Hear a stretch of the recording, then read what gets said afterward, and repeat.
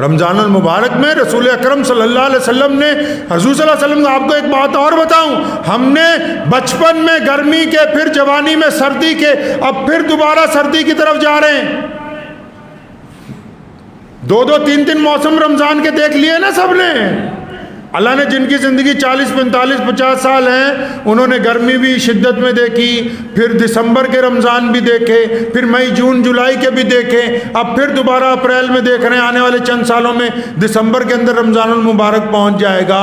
محمد الرسول اللہ صلی اللہ علیہ وسلم کا مکمل رمضان، جتنے روزے رسول اللہ صلی اللہ علیہ وسلم کی زندگی میں آئے سارے کے سارے شدت کی گرمی میں آئے. حضور نبی علیہ الصلوۃ والسلام کے سارے رمضان، کیونکہ جب رمضان فرض ہوا اس کے بعد 7 8 9 سال کا عرصہ نبی علیہ الصلوۃ والسلام پھر پردہ فرما گئے. جتنے روزے رسول اللہ صلی اللہ علیہ وسلم سارے کے سارے شدت کی گرمی میں رکھے، اور اس شدت کی گرمی میں محمد رسول اللہ نے غریبوں کا خیال رکھا. اس شدت کی گرمی میں مسجد نبوی میں آنے والے مہمانوں کا اکرام ہوا. اس شدت کی گرمی میں لوگوں کو کپڑے تقسیم کیے گئے. اس شدت کی گرمی میں یتیم اور بیواؤں کے گھروں تک فتح کیا. رمضان اس بات کی علامت نہیں کہ روزہ رکھ کے سویا جائے. رمضان اس بات کی علامت ہے کہ زندگی کے اندر اپنے تبدیلی لا کے وہ انقلابی اقدامات کیے جائیں جو رسول اللہ صلی اللہ علیہ وسلم نے کی. سارے رمضان گرمی میں گزارے، اور رمضان میں رسول اللہ صلی اللہ علیہ وسلم نے جنگ کے حالات میں بھی رہے. رسول اللہ صلی اللہ علیہ وسلم نے مکہ مکرمہ کو بھی فتح کیا. قوم کے اندر اثار اور جذبہ نبی علیہ الصلوۃ والسلام نے عطا فرمایا. لوگوں کے ساتھ خیر خائی اور محبت رمضان المبارک کے اندر بانٹی. ہم کیسا رمضان شریف گزار رہے ہیں یہ اب ہمیں طے کرنا ہے. ہم طے کر لیں اس رمضان میں، ابھی 15 دن باقی ہیں. اگر کسی کا کچھ پچھلے رمضان میں یعنی جو 14 دن گزر گئے، کچھ روزے ایسے گزر گئے کہ جن میں کوتاہیاں ہو گئیں، تو ابھی بھی رحمت کا دروازہ کھلا ہے. آئندہ 15 دن رمضان کے باقی ہیں. تراویح کے لیے بالکل پابند ہو جائیں. اللہ کی رحمت کو ہماری طرف متوجہ کرنے والی نماز ہے. اپنے قریبی غریب رشتہ داروں کی مدد کریں، اور اپنے پڑوسی کی، چاہے اس کا جو مرضی مذہب ہو. ہمارا پڑوسی اس کا مذہب کوئی بھی ہو، رمضان ہے، رمضان میں آپس میں طے کریں کہ ہم نے یہ جو ایک دوسرے کو برادری کے نام پر ایک دوسرے کی ٹانگیں کھینچنے کا سلسلہ شروع کیا ہے، اس کا خاتمہ کرنا ہے. مسجدوں میں جو بد انتظامی ہے اس کا خاتمہ کرنا ہے. ایک دوسرے کو جو تانے دینے کا سلسلہ ہے اس کا خاتمہ کرنا ہے. مسجدوں کے ساتھ محبت کا معاملہ اپنانا ہے کہ اللہ تبارک و تعالیٰ کا گھر ہے. جو لوگ مسجدوں کے مالک بن گئے وہ نوکر بن کے اگر اس گھر کی خدمت کریں گے تو اللہ تعالیٰ ان کو دنیا کے اندر بادشاہی عطا فرمائیں گے.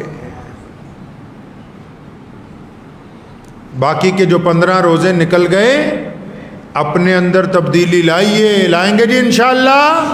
ہاں، انقلابی تبدیلی لائیے. جو آ جائے مانگنے والا خالی نہ جانے دیں، چاہے اس کو 10 روپے دیں. روزانہ بہت سارے لوگ آتے ہیں. میں نے اپنے دادا مرحوم رحمۃ اللہ علیہ کو بھی دیکھا، اور میرے والد محترم شیر اسلام مولانا حبیب الرحمان ثانی لدھیانوی رحمۃ اللہ علیہ کا ساری زندگی یہی طریقہ کار رہا کہ جو مانگنے والا آیا اپنی ذات کے لیے تو اس کی کبھی تحقیق نہیں کی. میرے نبی علیہ الصلوۃ والسلام کا طریقہ ہے. امی عائشہ رضی اللہ عنہ نے فرمایا جو آتا ہے دے دو،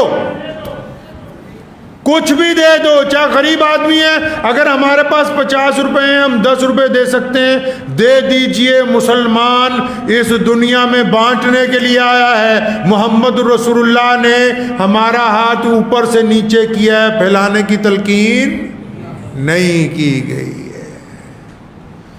یہ تو ہماری قوم میں جو کئی پچھلے 60-70 سال سے سرکاری مولوی آ گئے بیچ میں، انہوں نے ہمیں سکھایا کہ بس چپ چپ چپ کر کے ہی بس اپنا گردن جھکا کے ہی چلتے رہو۔ محمد رسول اللہ نے تو جس دن ہم عمرے کے لیے گئے، حج کے لیے گئے، صحابہ کرام رضی اللہ تعالیٰ اجمعین کی جماعت رسول اللہ صلی اللہ علیہ وسلم کے ساتھ تھی، بیت اللہ کا طواف کر رہے تھے، رسول اللہ صلی اللہ علیہ وسلم بھی طواف کر رہے تھے، اور بڑی عاجزی سے آنسوؤں کے ساتھ گردنیں جھکی ہوئیں تمام صحابہ اور رسول اللہ طواف کر رہے تھے۔ بڑا خوبصورت قصہ سامنے آ گیا، آپ کو سناتا چلوں، کیونکہ یہ جو لوگ حج کے فضائل بیان کرتے ہیں ان کو یہ باتیں نظر نہیں آتی۔ جب حج ہو رہا تھا، جب طواف ہو رہا تھا، رسول اللہ صلی اللہ علیہ وسلم طواف کر رہے ہیں، صحابہ کر رہے ہیں، ابو بکر بھی ہیں، عمر بھی ہیں، عثمان بھی ہیں، مولا علی رضی اللہ تعالیٰ اجمعین بھی ہیں، خالد بن ولید جیسے جرنیل بھی ہیں، ابو عبیدہ بن جراح جیسے امین الامت بھی ہیں،